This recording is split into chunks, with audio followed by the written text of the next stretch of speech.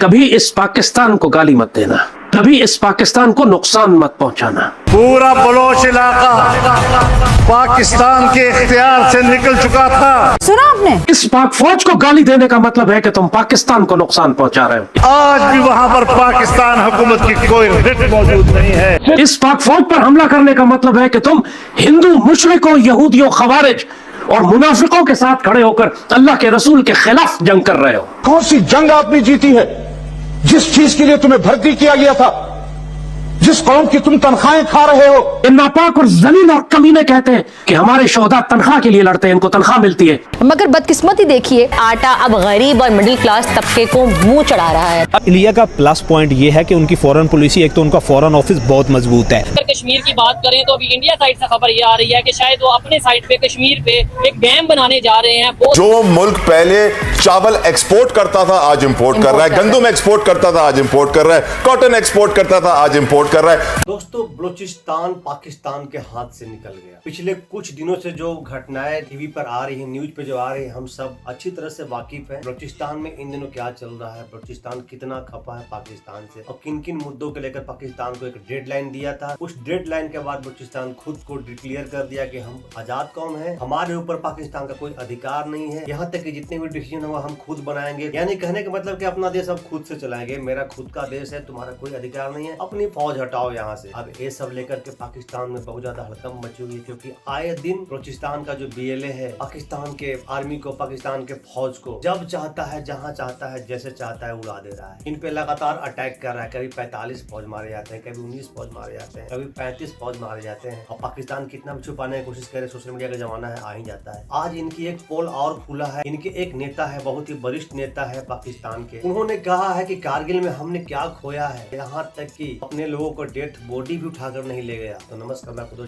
चलिए देखते हैं video. The prominent human rights activist has now declared that Pakistan has lost control over majority of Balochistan. पूरा Bloch इलाका पाकिस्तान के इख्तियार से निकल चुका था। सुना आपने? कभी इस पाकिस्तान को गाली मत देना, कभी इस पाकिस्तान को नुकसान मत पहुंचाना, कभी इस पाकिस्तान के खिलाफ जंग मत करना, वरना अल्लाह तुमको दुनिया और आखिरत में जलील और ख्वार कर देगा। आज भी वहाँ पर पाकिस्तान हुकूमत की कोई रिट मौजूद नहीं है। फिक्र ना करें, लोग भूल जाएंगे इसको।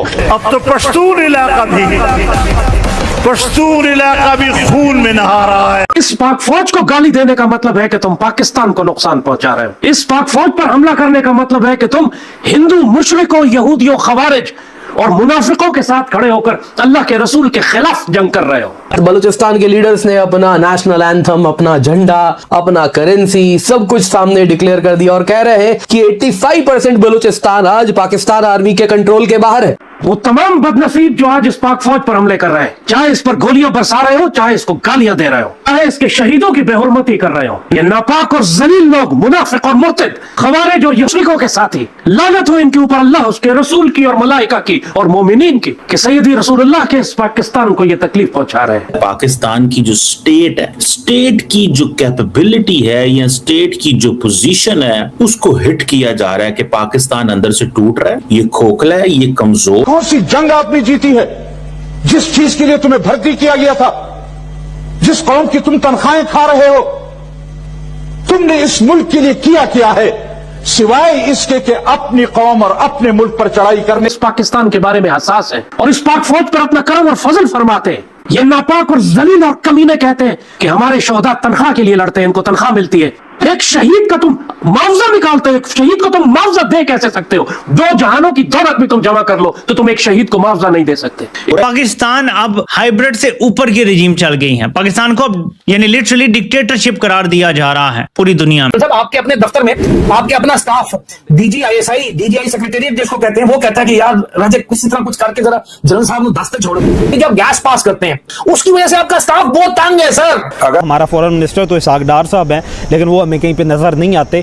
जितनी भी फॉरेन पॉलिसी कुछ ना कुछ कर रहे हैं तो वो हमारे मिलिट्री एस्टेब्लिशमेंट जो है वो कर रही है या वो बैकअप कर रहे हैं पीछे से कि इस तरह को लेके जा रहे हैं। इंडिया का प्लस पॉइंट ये है कि उनकी फॉरेन पॉलिसी, एक तो उनका फॉरेन ऑफिस बहुत मजबूत है। देखें, पहले 1948 बॉर्डर टू बॉर्डर जंग थी मुल्कों में ना। आप ये कह लें कि हमारे की दो रियासतें ना जिनकी शेयरिंग बॉर्डर है, उनकी आप ये कह लें कि मिलिट्री टू मिलिट्री जितनी भी वॉर्स होती हैं, चाहे ओपन वॉर्स भी हों, उसमें कॉमन पब्लिक या कॉमन पब्लिक इंटरेस्ट को कोई भी रिस्पॉन्सिबल कंट्री जो होता है वो हिट नहीं करता। और इंडिया ने 48 में भी यही किया, 65 में भी यही, 71 में भी यही किया, 65 में भी यही किया, 99 में भी, क्योंकि मिलिट्री टू मिलिट्री वॉर थी, उसमें कॉमन पब्लिक, उनकी भी किसी कॉमन पब्लिक को या आम आदमी को नुकसान नहीं पहुंचा था।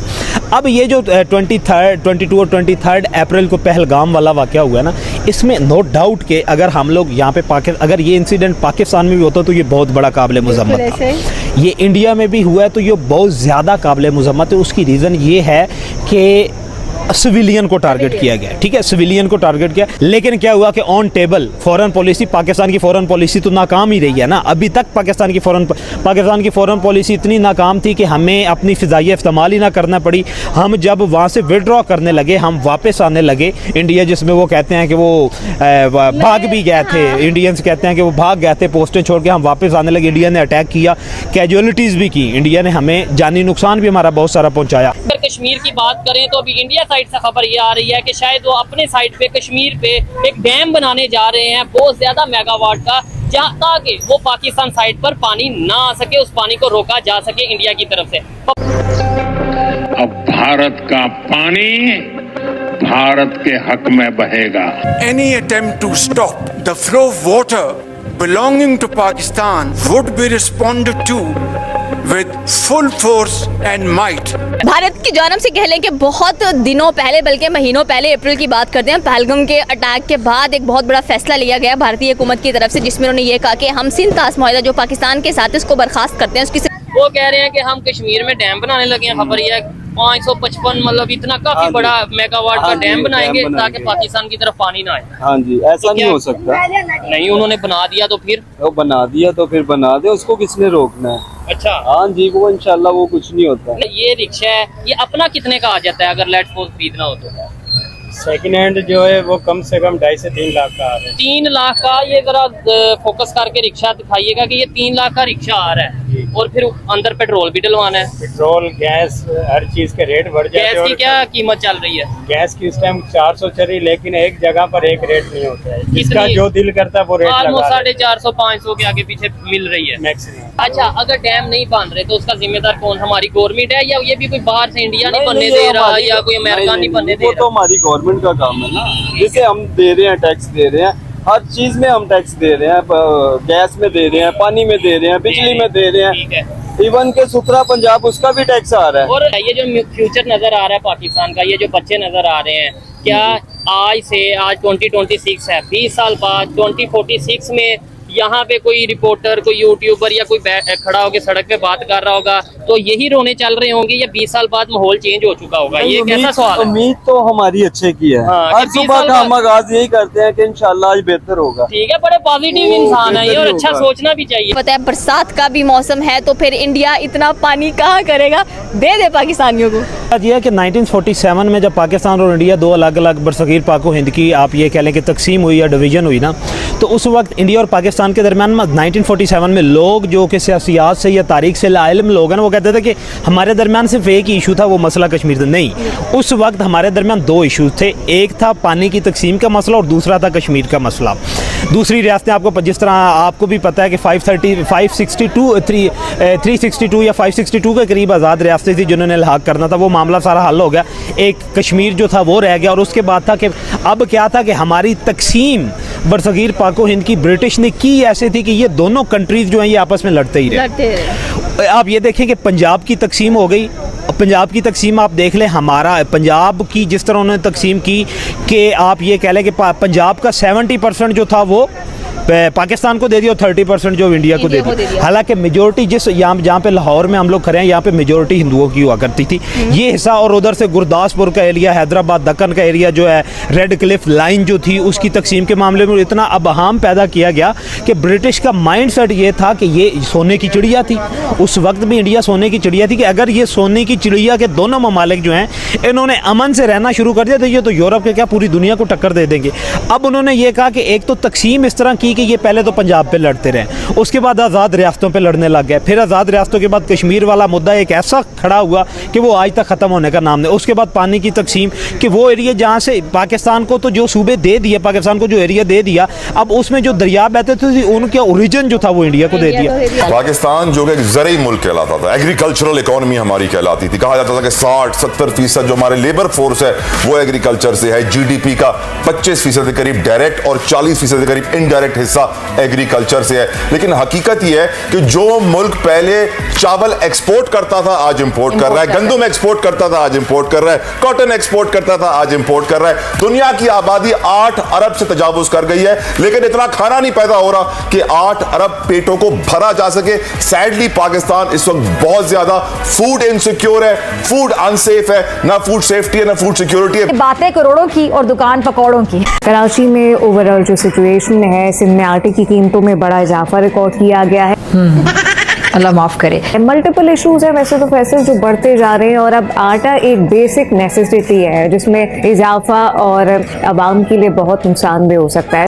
इंडिया का मोढेरा मॉडल अब दुनिया को बिजली का बहरान खत्म करने का एक नया फॉर्मूला दे रहा है। क्या इंडिया दुनिया का वो वाहिद मुल्क बन जाएगा जो कि अपने देहात के किसानों को 0 पैसे की बिजली फराहम कर रहा होगा? कुछ लोगों के बयानात थे कि हम चूल्हा जलाने आए हैं, रैलियां निकाली थी महंगाई के खिलाफ। मजीद ये भी कहा था कि अपने कपड़े फरोख्त करने पड़े तो वो भी करके गरीब का चूल्हा जलाएंगे। मगर बदकिस्मती देखिए, आटा अब गरीब और मिडिल क्लास तबके को मुंह चढ़ा रहा है। पाकिस्तान की बात की जाए तो यहाँ पे जो है सोलर पैनल की कीमतें आसमानों से बातें कर रही है। अवाम जो है वो लाखों के सोलर पैनल लगवाने पे मजबूर है।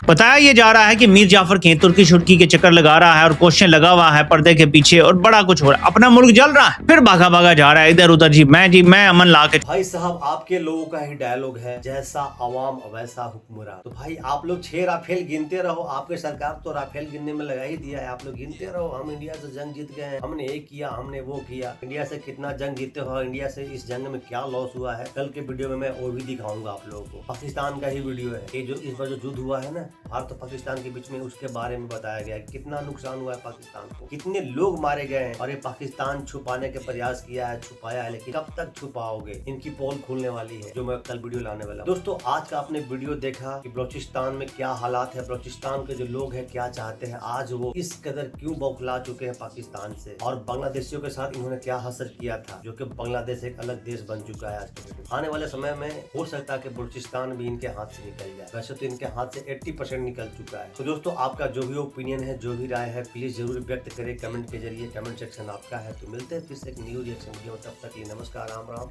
जय।